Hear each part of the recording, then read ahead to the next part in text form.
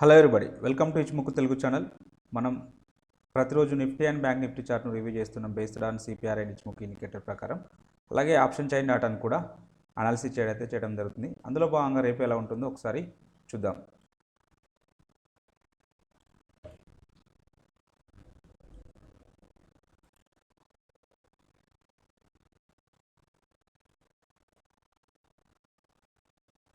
ముందుగా నిఫ్టీ యొక్క intraday chart analysis చేసినట్టయితే, సో ఇది నిన్నటి సిపిఆర్తో పోల్చుకున్నప్పుడు ఈరోజు లోయర్ వాల్యూ సిపిఆర్ రావడం జరిగింది, అలాగే నారో సిపిఆర్ ఉండడం అయితే జరిగింది.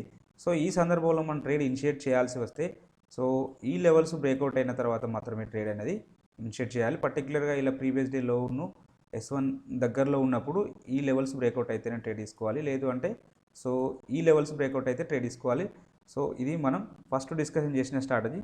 సెకండ్ స్ట్రాటజీ వచ్చేసి, సో ఎప్పుడైతే సిపిఆర్ దగ్గరలో ఓపెన్ అయినప్పుడు మనం సిపిఆర్ను బ్రేక్ చేసుకుంటాం, అంటే పర్టికులర్గా ఈ సిపిఆర్ దగ్గరలో ఓపెన్ అయినప్పుడు సిపిఆర్ పుల్ బ్యాక్స్ అయితే రావు. సిపిఆర్ పుల్ బ్యాక్ వచ్చి అక్కడ నుంచి రిజెక్షన్స్ ఉంటాయి, ఎందుకంటే నారో సిపిఆర్ ఉంది కాబట్టి ఈజీగా బ్రేక్స్ రావడానికి అయితే అవకాశం అయితే ఉంటుంది. జనరల్గా అంటే ఇక్కడ ఓపెన్ అయింది కాబట్టి ఇక్కడికి పుల్ బ్యాక్ వచ్చేసి సో ఇక్కడ నుంచి రిజెక్షన్ వస్తుందని చెప్పి అనుకోకూడదు, ఎందుకంటే సో ఇది కొంచెం దూరం ఉంటే the distance between the CPR and S1కి డిస్టెన్స్ అనేది కొంచెం దూరంగా ఉంటే డెఫినెట్గా మనం ఇక్కడ నుంచి ఇక్కడికి పుల్ బ్యాక్ అయితే ఎక్స్పెక్ట్ చేయొచ్చు. ఈ పుల్ బ్యాక్ నుంచి రివర్స్ కావడానికి అవకాశం అయితే ఉంటుందని ఎక్స్పెక్ట్ అయితే చేయవచ్చు. బట్ అలా కాకుండా ఇలా దగ్గరలో ఓపెన్ అయిందనుకోండి, ఈ డిస్టెన్స్ అనేది తక్కువగా ఉందనుకోండి, సో డెఫినెట్గా ఇది బ్రేక్అవుట్స్ రావడానికి అవకాశం ఉంటుందని చెప్పి మనం కన్సిడర్ చేయవచ్చు. ఆ సందర్భంలో మనం ఇక్కడ బ్రేక్అవుట్ అయితే రావడం జరిగింది. బ్రేక్అవుట్ వస్తే దీనిపైన ఎంట్రీ తీసుకుంటాం. స్టాప్ లాస్ అనేది ఇది అవుతుంది. సో టార్గెట్ అనేది దీనికి 1:1 మాత్రమే అవుతుంది. 1:1 అంటే సో అది అచీవ్ కావడం అయితే జరిగింది.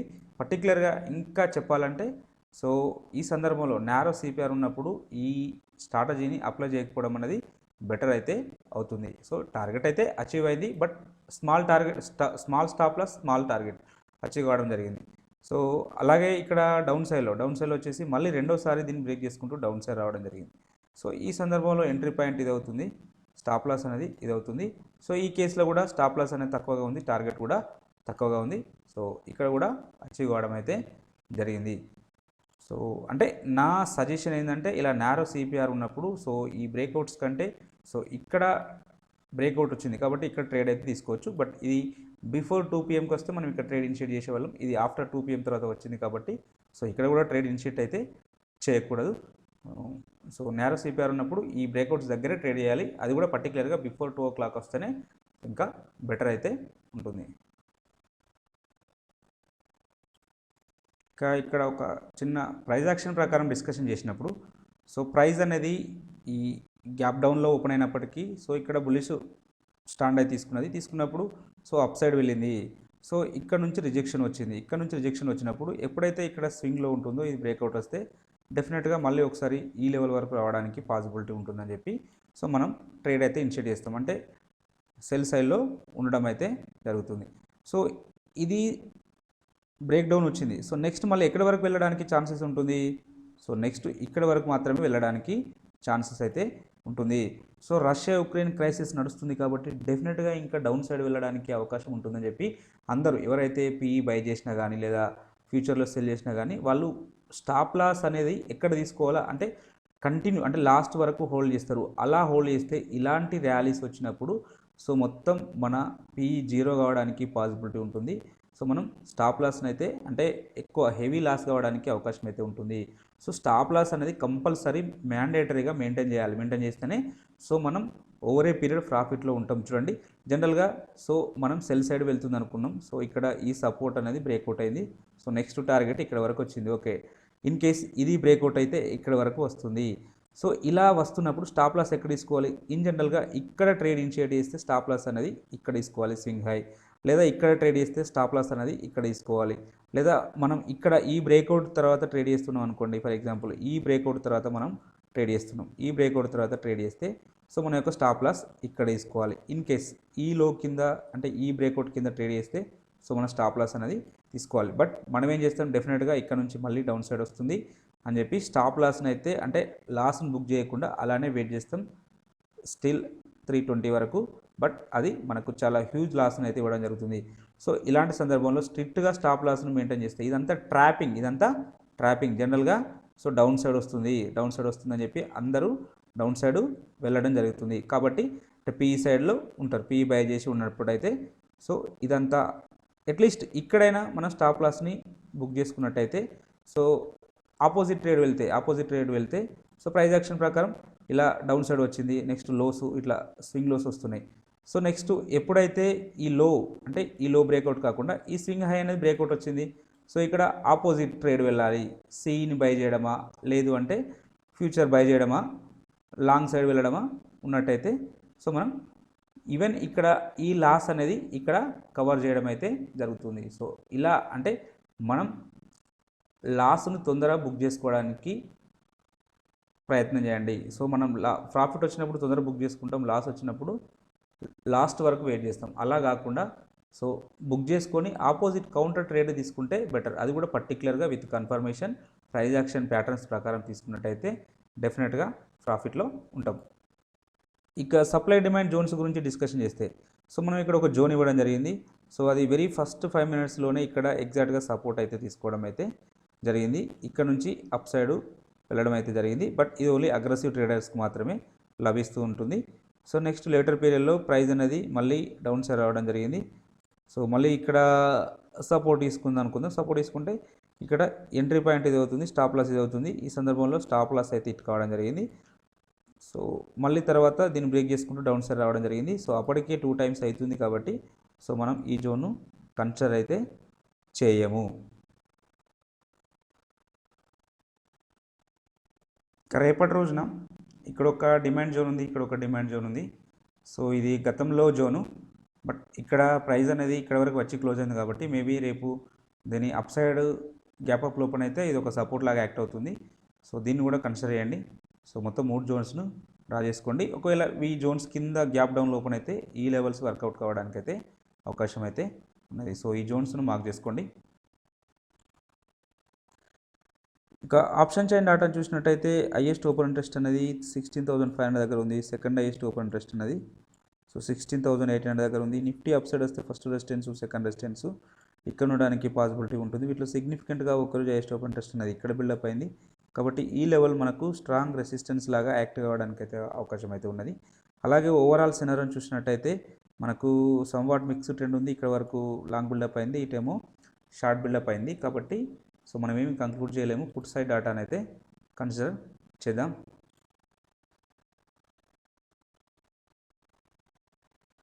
ఇక పుట్ సైడ్లో చూసినప్పుడు హైయెస్ట్ ఓపెన్ ఇంట్రెస్ట్ అనేది సో 15,500 దగ్గర ఉంది. సెకండ్ హైయెస్ట్ ఓపెన్ ఇంట్రెస్ట్ అనేది సో 16,000 దగ్గర ఉన్నది. నిఫ్టీ డౌన్ సైడ్ వస్తే ఫస్ట్ సపోర్టు, సెకండ్ సపోర్టు ఇక్కడ ఉండడానికి పాసిబిలిటీ ఉంటుంది. అలాగే ఒకరోజు సిగ్నిఫికెంట్ ఓపెన్ ఇంట్రెస్ట్ అనేది ఇక్కడ బిల్డప్ అయింది కాబట్టి ఈ లెవెల్ మనకు స్ట్రాంగ్ సపోర్ట్ లాగా యాక్ట్ కావడానికి అవకాశం అయితే ఉన్నది. అలాగే ఇక్కడ షార్ట్ బిల్డప్ అయింది, పుట్ సైడ్ షార్ట్ బిల్డప్ అయిందంటే పాజిటివ్ ఉండడానికి అవకాశం అయితే ఎక్కువగా ఉన్నది. ఇక ఇచ్చిముఖి ఇండికేటర్ ప్రకారం మాట్లాడినట్టయితే సో ప్రైస్ అనేది క్లౌడ్ కింద ట్రేడ్ అవుతుంది. సో నెక్స్ట్ లెవెల్ ఇవాళ హై అనేది అంటే 16,028.30 అనే లెవెల్ హై అనేది బ్రేక్అవుట్ అయితే లేదా గ్యాప్ అప్ ఓపెన్ అయితే ఇక్కడ గ్యాప్ ఏరియా ఉన్నది చూడండి, ఈ గ్యాప్ ఏరియా అనేది ఫిల్అప్ కావాలి. గ్యాప్ ఏరియా అనేది ఫిల్అప్ కావడానికి అవకాశం అయితే ఉంటుంది. సో ఈ గ్యాప్ ఏరియా ఎక్కడి వరకు ఉండడానికి ఛాన్స్ అయితే ఉంటుందంటే సో ఫస్ట్ టార్గెట్ 129 వరకు రావడానికి ఛాన్సెస్ అయితే ఉంటుంది. ఇన్ కేస్ అంటే దీని దగ్గరలో ఈ లైన్ దగ్గరలో ఓపెన్ అయితే సో నెక్స్ట్ ఇక్కడ వరకు వెళ్ళడానికి ఛాన్స్ అయితే ఉంటుంది. ఇది వచ్చేసి 250 వరకు ఉంటుంది. 16,250 వరకు ఉండడానికి ఛాన్సెస్ అయితే ఉన్నది. మేబీ అంటే కొంచెం స్లైట్గా గ్యాప్ అప్ ఓపెన్ అయితే ఒక 50-60 పాయింట్ల గ్యాప్ అప్ తోటి ఓపెన్ అయితే సో ఈ లెవెల్ వరకు వెళ్ళడానికి ఛాన్స్ అయితే ఉంటుంది. ఇక హెవీగా 16,250 దగ్గరలో ఓపెన్ అయింది అనుకోండి, డెఫినెట్గా సో ఈ హై వరకు వెళ్ళడానికి, ఈ క్యాండిల్ యొక్క హై వరకు వెళ్ళడానికి ఛాన్సెస్ అయితే ఉన్నది. 16,400 వరకు వెళ్ళడానికి ఛాన్సెస్ అయితే ఉన్నవి. సో కాబట్టి రేపటి రోజున ఈ 3 లెవెల్స్ అప్ సైడ్లో ఈ 3 లెవెల్స్ వర్కౌట్ కావడానికి పాసిబిలిటీ ఉన్నది. ఇక్కడ డౌన్ సైడ్లో యాజ్ యూజువల్ సో నిన్న మనం అంటే ఈ లెవెల్స్ ఇంకా ఇక్కడ ఒక స్ట్రాంగ్ జోన్ ఉంది. ఎందుకంటే ఇక్కడ ఆల్మోస్ట్ 2 months అనేది ప్రైస్ అనేది కన్సాలిడేషన్ అయింది కాబట్టి సో ఇది స్ట్రాంగ్ జోన్గా యాక్ట్ అయితే అవుతుంది. సో ప్రస్తుతానికి ప్రైస్ అనేది ఈ జోన్ మధ్యలో ఉన్నది, ఈ జోన్ దగ్గరలో ఉన్నది కాబట్టి సో ఈ లెవెల్ బ్రేక్ డౌన్ వచ్చి దీని కింద సస్టైన్ అయితే మాత్రం డెఫినెట్గా మనం ఒక బిగ్ ఫాల్ని ఎక్స్పెక్ట్ అయితే చేయవచ్చు. అది ఎక్కడి వరకు అని 15,350 వరకు రావడానికి ఛాన్స్ అయితే ఉంటుంది. కాబట్టి ఇక్కడ వరకు రావడానికి ఛాన్స్ అయితే ఉంటుంది. సో కాబట్టి డౌన్ సైడ్లో ఈ లెవెల్ కింద సస్టైన్ అయితేనే డౌన్ సైడ్ వస్తుంది. అది 15,350 వరకు రావడానికి అయితే ఛాన్సెస్ అయితే ఉన్నవి. ఇక అవర్లీలో చూస్తే అవర్లీ ప్రకారం ప్రైస్ అనేది ఫ్యూచర్ కుమో బెరిష్లో ఉంది కాబట్టి డౌన్ సైడ్లో ఉంటుంది. సో నెక్స్ట్ సో ఈ లెవెల్ అంటే ఏ మాత్రం గ్యాప్ అప్ లేదా ఫ్లాట్గా ఓపెన్ అయినా కూడా నెక్స్ట్ ఒకసారి డెఫినెట్గా ఈ లెవెల్ని అయితే టెస్ట్ చేస్తుంది. ఫ్లాట్ ఓపెన్ అయితే ఈ లెవెల్ను టెస్ట్ చేస్తుంది, 16,200 లెవెల్ టెస్ట్ చేస్తుంది. In case heavy gap up open అయితే డెఫినెట్గా ఇక్కడ వరకు మాత్రమే వెళ్తుంది. ఈ లెవెల్ వచ్చేసి ఇందాక చెప్పుకున్న 16,350 దగ్గర ఉండడం అయితే జరుగుతుంది. ఇక్కడ ఒక స్ట్రాంగ్ సప్లై జోన్ ఉంది కాబట్టి సో ఇక్కడ వరకు రావడానికి ఛాన్సెస్ అయితే ఉన్నవి. ఇన్ కేస్ ఈ లెవెల్స్ బ్రేక్అవుట్ అయితే ఇందాక చెప్పుకున్న 350 వరకు వెళ్ళడానికి అయితే ఛాన్సెస్ అయితే ఉన్నది. ఇక బ్యాంక్ నిఫ్టీ చార్ట్ అనాలిసిస్ చేసినట్టయితే బ్యాంక్ నిఫ్టీ యొక్క చార్ట్ అనాలిసిస్ చేసినట్టయితే సో ప్రైస్ అనేది సిపిఆర్ కింద ఓపెన్ కావడం జరిగింది. చూడండి, అంటే నిఫ్టీలో అయితేనేమో ప్రైస్ అనేది సిపిఆర్ దగ్గరలో ఓపెన్ అయింది. బట్ అలాగే ఈ డిస్టెన్స్ అనేది కొంచెం హెవీగా ఉన్నది వేరే యాజ్ నిఫ్టీతో కంపారిజన్ చేసుకున్నప్పుడు. సో కాబట్టి సిపిఆర్కు పుల్ బ్యాక్ వచ్చినప్పుడు మనకు కొంచెం దాంతో కంపారిజన్ చేసుకున్నప్పుడు ఇక్కడ రియాక్షన్ అనేది ఎక్కువగా ఉంది. వేరే యాజ్ నిఫ్టీలో మాత్రం లేదు, ఎందుకంటే ఈ డిస్టెన్స్ అనేది చాలా తక్కువగా ఉన్నది కాబట్టి సో అక్కడ పెద్దగా ఏమీ లేదు. అలాగే ఓపెనింగ్ అనేది సిపిఆర్ దగ్గరలో ఓపెన్ అయింది. ఇక్కడ ఓపెనింగ్ అనేది ఈ ప్రీవియస్ డే లోకును S1కి దగ్గరలో కావడం జరిగింది. ఆ సందర్భంలో ప్రైస్ అనేది సో సిపిఆర్కు పుల్ బ్యాక్ వచ్చినప్పుడు డెఫినెట్గా సిపిఆర్ నుంచి రిజెక్షన్స్ రావడం అయితే జరిగింది. వేరే యాజ్ నిఫ్టీలో మాత్రం సిపిఆర్ని బ్రేక్ చేసుకుంటూ అప్ సైడ్ వెళ్ళడం జరిగింది. సో కాబట్టి సో ఈ డిస్టెన్స్ను కూడా మీరు దృష్టిలో పెట్టుకోవాలి. డిస్టెన్స్ను దృష్టిలో పెట్టుకున్నట్టయితే సో అది మనకు డిస్టెన్స్ తక్కువగా ఉంటే సో మనం సిపిఆర్ బ్రేక్అవుట్ కావడానికి పాసిబిలిటీ ఉంటుందని తెలుస్తుంటుంది. సో కాబట్టి ఇక్కడ సిపిఆర్ పుల్ బ్యాక్ వచ్చినప్పుడు మనం ఈ క్యాండిల్ ప్రకారం మనం ట్రేడ్ అయితే ఇనిషియేట్ చేయవచ్చు. సో ఇక్కడ ఎంట్రీ తీసుకొని స్టాప్ లాస్ అనేది ఇక్కడ తీసుకుంటే సో మన నెక్స్ట్ టార్గెట్ ఇక్కడ వరకు అచీవ్ కావడం అయితే జరిగింది. ఇక్కడ ఒకటి ఫాల్స్ బ్రేక్అవుట్ అయితే రావడం జరిగింది చూడండి. సో ఎప్పుడైతే ఇది నారో సిపిఆర్గా మనం కన్సిడర్ చేస్తున్నాం, ప్రైస్ అనేది ప్రీవియస్ డే లోను S1 బ్రేక్ చేసుకుంటూ డౌన్ సైడ్ రావడం జరిగింది. ఈ సందర్భంలో మన యొక్క ఎంట్రీ పాయింట్ అనేది ఇది అవుతుంది, స్టాప్ లాస్ అనేది ఇది అవుతుంది.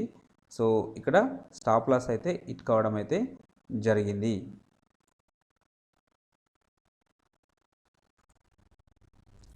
సో ఇక్కడ కూడా ఈ మూవ్ కూడా మొత్తం మనకు ట్రాపింగ్ మూవ్. బట్ మనం క్లియర్గా ఎప్పుడైతే ఇక్కడ ఇది స్వింగ్ హై, సో ఈ హై అంటే ఈ లో బ్రేక్అవుట్ అయితే మనం ట్రేడ్ ఇనిషియేట్ చేస్తాం. సో ఇనిషియేట్ చేసినప్పుడు మన యొక్క ఎంట్రీ పాయింట్ ఇది అవుతుంది. స్టాప్ లాస్ అనేది డెఫినెట్గా మనం ఇక్కడ కానీ లేదు అంటే ఇక్కడ కానీ తీసుకుంటేనే బెటర్. ఎందుకంటే సో మనం ఈ రష్యా యుక్రెయిన్ క్రైసిస్ కొనసాగుతుంది, డెఫినెట్గా మనము డౌన్ సైడ్ ఉంటుందంటే సో ఇలాంటి మూవ్స్ అనేవి మన క్యాపిటల్ను ఎరోడ్ చేయడానికి అవకాశం అయితే ఉంటుంది. సో కాబట్టి స్ట్రిక్ట్గా స్టాప్ లాస్ మెయింటైన్ చేసుకుంటే సరే, మనం అనుకున్న డైరెక్షన్లో వెళ్ళినప్పుడు స్టాప్ లాస్ బుక్ చేసుకొని బయటకు రావాలి. మార్కెట్ అనేది ఎవ్రీ టైం మనకు ఆపర్చునిటీస్ ఇస్తూనే ఉంటుంది. సో ఇలాంటి న్యూసెస్ ఉంటాయి, ఇలాంటి డెఫినెట్గా మనకు ఇలాంటి ట్రాపింగ్ క్యాండిల్స్ కూడా ఉంటాయి. కాబట్టి సో మనం ఆపర్చునిటీస్ చాలాసార్లు వస్తాయి కాబట్టి వెయిట్ చేయండి. సో స్టాప్ లాస్ని బుక్ చేసుకోవడానికి అలవాటు కండి. అట్ ద సేమ్ టైం అంటే మనం ఒకటి అనుకుంటే, ఒక సిస్టమ్ అనుకుంటే ఆ సిస్టమ్ ప్రకారమే ట్రేడ్ చేసుకుంటే డెఫినెట్గా అయితే ప్రాఫిట్లో ఉంటాం. లేదు అంటే సో రూల్స్ని అవాయిడ్ చేయకూడదు ఎప్పుడు కానీ. సో అలా చేస్తే మీరు తొందరలోనే స్టాక్ మార్కెట్ నుంచి బయటకు వెళ్ళిపోవడానికి కూడా అవకాశం అయితే ఉంటుంది. ఇక సప్లై డిమాండ్ జోన్స్ గురించి డిస్కస్ చేస్తే ఇక్కడ ఒక మనం డిమాండ్ జోన్ ఇవ్వడం జరిగింది. సో ఇది ఫస్ట్ 5 minutesలో అంటే ఫస్ట్ ఓపెనింగే ఇక్కడ సపోర్ట్ తీసుకుంటున్నాయి చూడండి, multiple times. So multiple times ఇక్కడ విక్స్ అనేది సపోర్ట్ తీసుకుంటుంది. లేటర్ పీరియడ్లో 15 minutes తర్వాత ఇక్కడికి పుల్ బ్యాక్ అయితే రావడం జరిగింది. పుల్ బ్యాక్ వచ్చినప్పుడు ఎంట్రీ పాయింట్ ఇది అవుతుంది, స్టాప్ లాస్ ఇది అవుతుంది. దీనికి 1:2 times టార్గెట్ అయితే అచీవ్ కావడం అయితే జరిగింది.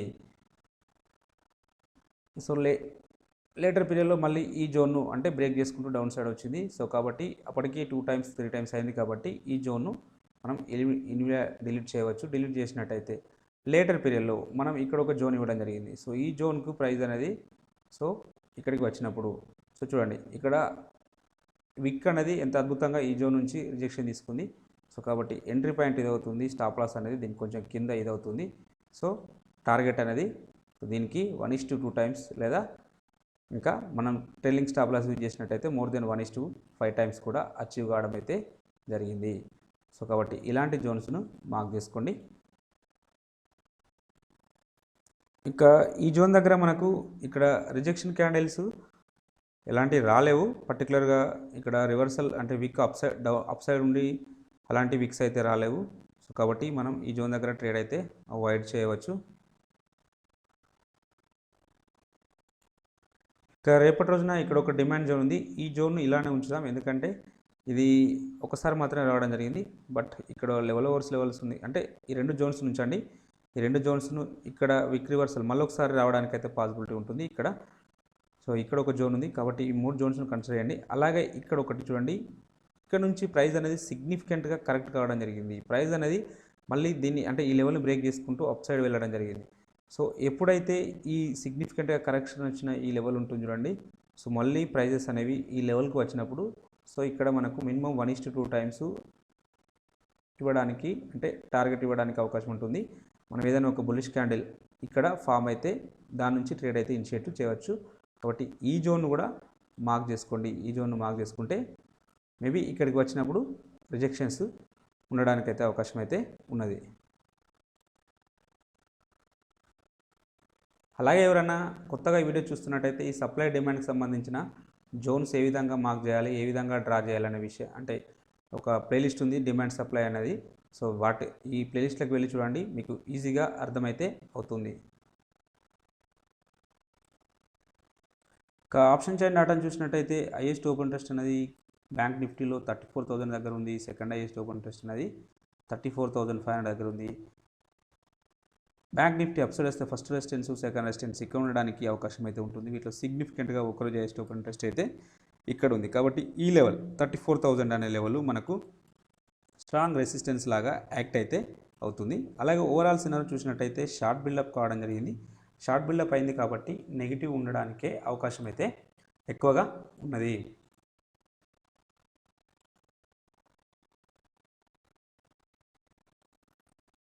ఇక పుట్ సైడ్లో హైయెస్ట్ ఓపెన్ ఇంట్రెస్ట్ అనేది సో 32,000 దగ్గర ఇవ్వడం అయితే జరిగింది. సెకండ్ హైయెస్ట్ ఓపెన్ ఇంట్రెస్ట్ అనేది 33,000 దగ్గర బిల్డప్ కావడం జరిగింది. బ్యాంక్ నిఫ్టీ డౌన్ సైడ్ వస్తే ఫస్ట్ సపోర్టు, సెకండ్ సపోర్ట్ ఇక్కడ ఉండడానికి అవకాశం అయితే ఉంటుంది. వీటిలో సిగ్నిఫికెంట్గా ఒకే రోజు హైయెస్ట్ ఓపెన్ ఇంట్రెస్ట్ ఇక్కడ బిల్డప్ అయింది కాబట్టి ఈ లెవెల్ మనకు స్ట్రాంగ్ సపోర్ట్ లాగా యాక్ట్ అయితే అవుతుంది. అలాగే ఓవరాల్ సినారీని చూసినట్టయితే సో షార్ట్ బిల్డప్ అయింది కాబట్టి పాజిటివ్ ఉండడానికి అవకాశం అయితే ఉంటుంది. సో వీళ్ళు నెగిటివ్ అంటున్నారు, వీళ్ళు పాజిటివ్ అంటున్నారు. సో ఓవరాల్గా సైడ్ వేస్ ఉండడానికి కూడా అవకాశం అయితే ఉన్నది.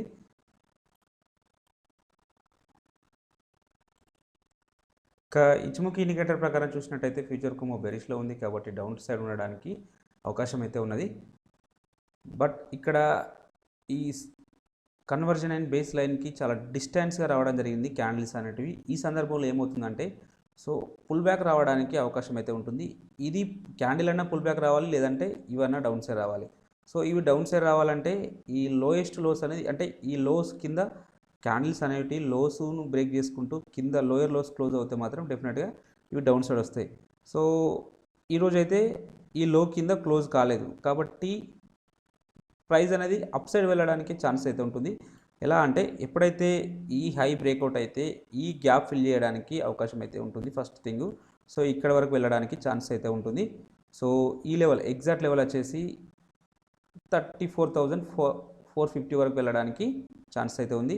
ఎందుకంటే ఇక్కడ కూడా ఒక సిగ్నిఫికెంట్ లో ఉన్నది కాబట్టి డెఫినెట్గా ఈ లెవెల్ వరకు వెళ్ళడానికి అయితే ఛాన్సెస్ అయితే ఉంటుంది. అది ఫ్లాట్గా ఓపెన్ అయినా కొంచెం గ్యాప్ ఓపెన్ అయినా ఈ లెవెల్ వరకు వెళ్తుంది. ఇన్ కేస్ దీనిపైన అంటే దీనిపైన సస్టైన్ అయితే మళ్ళీ ఫర్దర్గా ఇక్కడ వరకు అయితే వెళ్తుంది.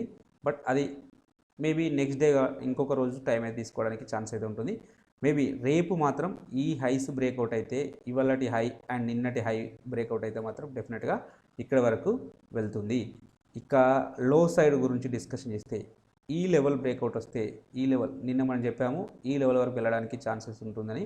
సో ఈ లెవెల్ బ్రేక్ చేసుకుంటూ డౌన్ సైడ్ వస్తే నెక్స్ట్ ఎక్కడ వరకు వెళ్ళడానికి ఛాన్సెస్ ఉంటుందంటే సో నెక్స్ట్ ఈ లెవెల్ వరకు వెళ్ళడానికి ఛాన్సెస్ అయితే ఉంటుంది. సో నెక్స్ట్ ఈ లెవెల్ వరకు వెళ్తుంది. సో ఈ లెవెల్ వరకు వెళ్తుంది. సో ఈ లెవెల్ ఎగ్జాక్ట్గా మనం చెప్పాలంటే 30,500 వరకు వెళ్ళడానికి ఛాన్సెస్ అయితే ఉన్నవి. అంటే ఏమాత్రం ఈ లోస్ బ్రేక్ చేసుకుంటూ డౌన్ సైడ్ వస్తే మాత్రం 30,500 వరకు వెళ్ళడానికి అయితే ఛాన్స్ అయితే ఉంటుంది. కాబట్టి ఈ లెవెల్స్ని మార్క్ చేసుకోండి. ఈ లో బ్రేక్అవుట్ అయితే మాత్రం డెఫినెట్గా ఇక్కడ వరకు అయితే వస్తుంది. అవర్లీలో చూద్దాం. అవర్లీలో చూసినప్పుడు కంప్లీట్గా బెరిష్నెస్ షో చేస్తుంది. సో ఒకవేళ దీనిపైన ఈ బేస్ లైన్ వచ్చేసి 33,750 దగ్గర ఉండడం జరిగింది. ఈ హై పైన అంటే గ్యాప్ అప్ ఓపెన్ అయితే సో నెక్స్ట్ లెవెల్ ఇక్కడ వరకు మాత్రమే వెళ్తుంది. ఈ లెవెల్ వచ్చేసి 35,255 వరకు వెళ్ళడానికి ఛాన్స్ అయితే ఉంటుంది. ఇంకా అది బ్రేక్అవుట్ వస్తే మాత్రం 35,846 వరకు వెళ్ళడానికి ఛాన్స్ అయితే ఉంటుంది. ఇంతకంటే ఎక్కువగా మేబీ రేపు వెళ్ళకపోవచ్చు. ఇది ఆల్మోస్ట్ 2,300 పాయింట్స్ అప్ ఉంది కాబట్టి ఒకే రోజు అంతగానో ఉండకపోవచ్చు. పడేటప్పుడు పడుతుంది కానీ అప్ సైడ్ వచ్చేటప్పుడు మాత్రం అన్ని 1000 పాయింట్స్ అయితే రాకపోవడానికి ఛాన్స్ అయితే ఎక్కువగా ఉంటుంది. సో పర్టికులర్గా మళ్ళీ ఏదైనా ఈవెంట్ కానీ ఏదైనా రష్యా యుక్రెయిన్ యుద్ధం ఆగిపోయినట్టు ఏదైనా న్యూస్ వస్తే మాత్రం డెఫినెట్గా అలా ఒకరోజు మాత్రం ర్యాలీ ఎక్స్పెక్ట్ చేయవచ్చు. కాబట్టి స్ట్రిక్ట్గా మనం సిఈ సైడ్ వెళ్ళినా పిఈ సైడ్ వెళ్ళినా స్టాప్ లాస్ అయితే పర్టికులర్గా ఒక లొకేషన్ దగ్గర పెట్టుకొని ట్రేడ్ చేసినట్టయితే సో డెఫినెట్గా కొన్ని సందర్భాల్లో స్టాప్ లాస్ బుక్ చేసుకోవడానికి అవకాశం అయితే ఉంటుంది. కొన్ని సందర్భాల్లో మనం లాస్ట్ వరకు వెయిట్ చేస్తే ఇలాంటి ర్యాలీస్ అప్పుడు లాస్ట్ వరకు వెయిట్ చేస్తే సో మంచి ప్రాఫిట్స్ కూడా రావడానికి అవకాశం అయితే ఉంటుంది. బట్ మనం చేయాల్సింది ఏంటిది, స్టాప్ లాస్ని అయితే స్ట్రిక్ట్గా మెయింటైన్ చేయాలి.